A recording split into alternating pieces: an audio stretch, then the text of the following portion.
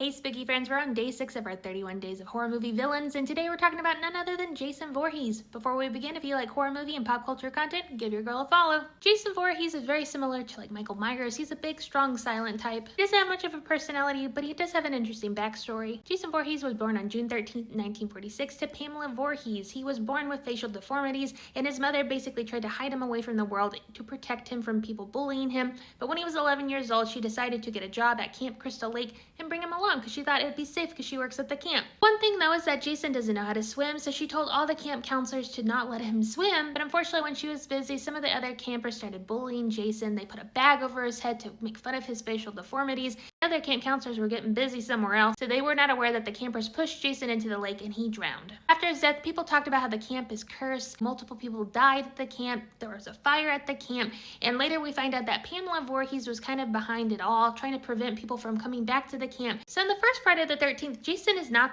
technically the villain of the story. Pamela Voorhees is. We see her killing a bunch of different camp counselors to get revenge, and we also see her talking to herself. It seems like she's talking to Jason in her head. She's talking for both of them at the same time. She eventually gets defeated by Alice. At the end of the first film, we see Alice in the canoe scene, and Jason comes out of the water and drags her under. She wakes up in the hospital, and we think, was that a dream? But there are many theories about Jason and Pamela. One of the theories that was kind of proven true in a later installment is that Pamela basically made a deal with the devil. She used the Necronomicon, yes, the book from the Evil Dead, try to bring Jason back to life. The theory is that while she was doing this, she was basically possessed by the spirit of Jason. She died, his spirit basically went into the nearest body, which was his dead body in the lake, and that's why he came back to life and attacked Alice. In the next installment, we see Jason as an adult. For some reason, it's a bag over his head, and it's not until the third movie that he gets his iconic hockey mask. You can kind of see the evolution here of his mask throughout the years. We do see him age quite rapidly, and kind of would make sense if he is a deadite brought back to life and he's just slowly kind of decomposing throughout the years. Jason dies so many times in this series, and he's brought back to life by